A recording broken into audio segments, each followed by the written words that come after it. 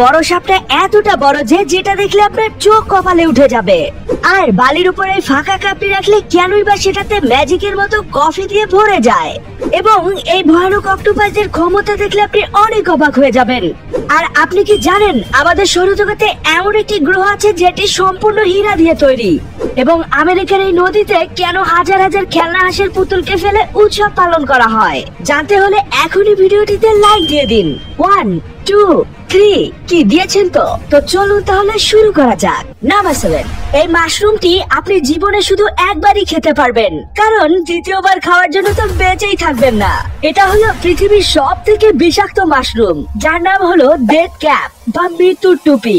এই মাশরুমের স্বাদ অন্য সাধারণ মাশরুমের মতোই হয়ে থাকে, তবে সব থেকে ভয়ঙ্কর এবং আজব ব্যাপার হলো ভুল করে যদি আপনি এই মাশরুমকে খান তাহলে 6 ঘন্টা পর্যন্ত এর কোনো রিয়াকশনই দেখতে পাবেন না, কিন্তু 6 ঘন্টা পর আপনার অনেক অস্বস্তি লাগবে এবং আপনার শরীর মারাত্মকভাবে ঘামতে শুরু করবে। 12 ঘন্টা পর আপনার প্রচন্ড পেট ব্যথা হবে, যেটা আপনি সহ্যই করতে পারবেন না।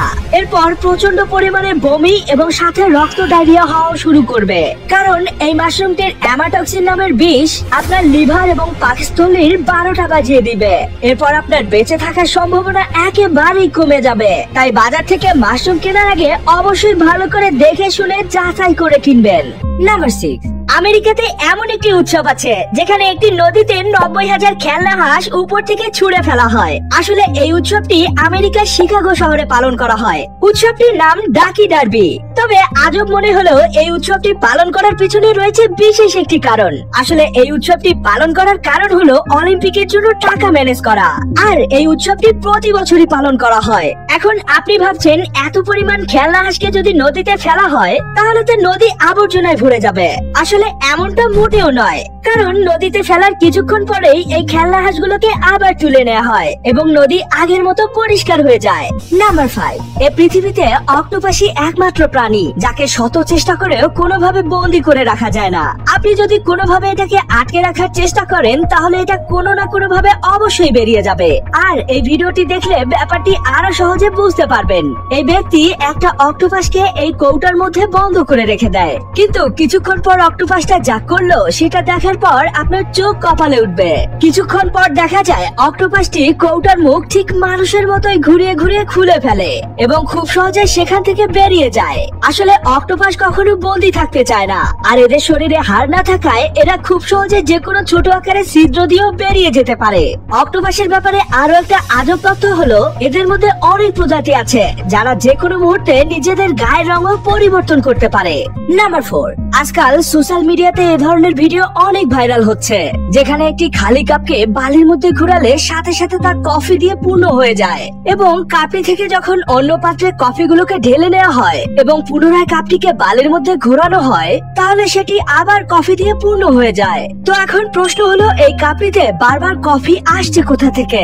আসলে কফি বানানোর এই কৌশলকে টার্কি স্যান্ড কফি বলা হয়। এটিকে বানানোর জন্য স্যান্ড অর্থাৎ বালির ব্যবহার করা হয়। এটা করার জন্য প্রথমে একটা বড় পাত্রে বালিগুলোকে গরম করে নেওয়া হয়, তারপর একটা ছোট কাপের মধ্যে কফি পাউডার, দুধ, চিনি ইত্যাদি মিশিয়ে কাপটিকে বালির উপরে ভাবে নাড়ানো হয়। আর গরম করে নেওয়া বালির তাপে খুব সহজে কফি তৈরি হয়ে যায় এবং এই প্রক্রিয়াটি বারবার চলতে থাকে।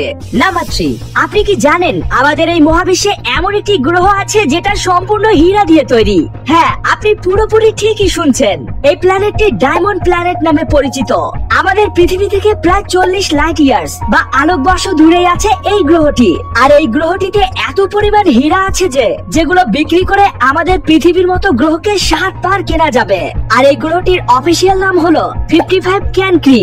আমাদের পৃথিবী যেমন সূর্যকে প্রদক্ষিণ করে ঠিক তেমনি এই গ্রহটিও তার নির্দিষ্ট নক্ষত্রকে প্রদক্ষিণ করছে। আর গ্রহটি তার নক্ষত্রের অনেক কাছে থাকে, তাই এর তাপমাত্রা সর্বদা 2000 ডিগ্রি সেলসিয়াস হয়ে থাকে। মূলত এত বেশি তাপমাত্রার কারণেই এই গ্রহটির উপরিভাগ হীরায় পরিণত হয়েছে। সব থেকে আজব ব্যাপার হলো এই গ্রহটি মাত্র 18 ঘন্টায় তার নক্ষত্রকে একবার প্রদক্ষিণ করে, মানে গ্রহটির 1 বছর মাত্র 18 ঘন্টায় হয়ে যায়। আর এই গ্রহটিকে আবিষ্কার করা হয় 2004 সালের 30 আগস্ট। নাম্বার 2, এই যে ব্যক্তিটিকে দেখছেন ইনি 1971 থেকে 1974 সালের মধ্যে 19,019 মাইল মানে 30,608 কিলোমিটার পথ পায়ে হেঁটে পাড়ি দিয়ে বিশ্ব রেকর্ড গড়েছেন। শুনে অবাক হচ্ছেন? এটা আসলেই অবাক হওয়ার মতো একটা ব্যাপার। এই লোকটা আর্জেন্টিনার উত্তর প্রান্ত থেকে যাত্রা শুরু করে আলাস্কার উত্তর প্রান্তে এসে তার যাত্রা শেষ করে। যদিও পায়ে হেঁটে এ যাত্রা তার ভীষণ কষ্ট হয়েছিল, কিন্তু বিভিন্ন দেশের প্রাকৃতিক সৌন্দর্য এবং নানা রকম চ্যালেঞ্জ তার এই কষ্ট ভুলিয়ে রেকর্ডটি করতে অনেক মোটিভেট করেছিল। এই লোকটা থেকে আমরা এটাই শিক্ষা নিতে পারি যে নিজের ইচ্ছা শক্তি এবং অধ্যবসায়ের মাধ্যমে আমরা খুব সহজেই যে কোনো কঠিন কাজ থেকে সাকসেস পেতে পারি। আর জর্জ মেহগান নামের এই ব্যক্তিটি সেটাই করে দেখিয়েছেন আর নাম লিখিয়েছেন গিনেস ওয়ার্ল্ড রেকর্ডে। আপনার আমার সবার প্রিয় জন্মভূমি আমাদের এই বাংলাদেশ, যেটা মোট 64টি জেলা নিয়ে গঠিত। তবে আমাদের আজকের প্রশ্নটি হচ্ছে বাংলাদেশের সব থেকে ছোট বা ক্ষুদ্রতম জেলা কোনটি? দেখি আজকের প্রশ্নটির উত্তর কে কে আমাকে কমেন্টে জানাতে পারেন। আর যারা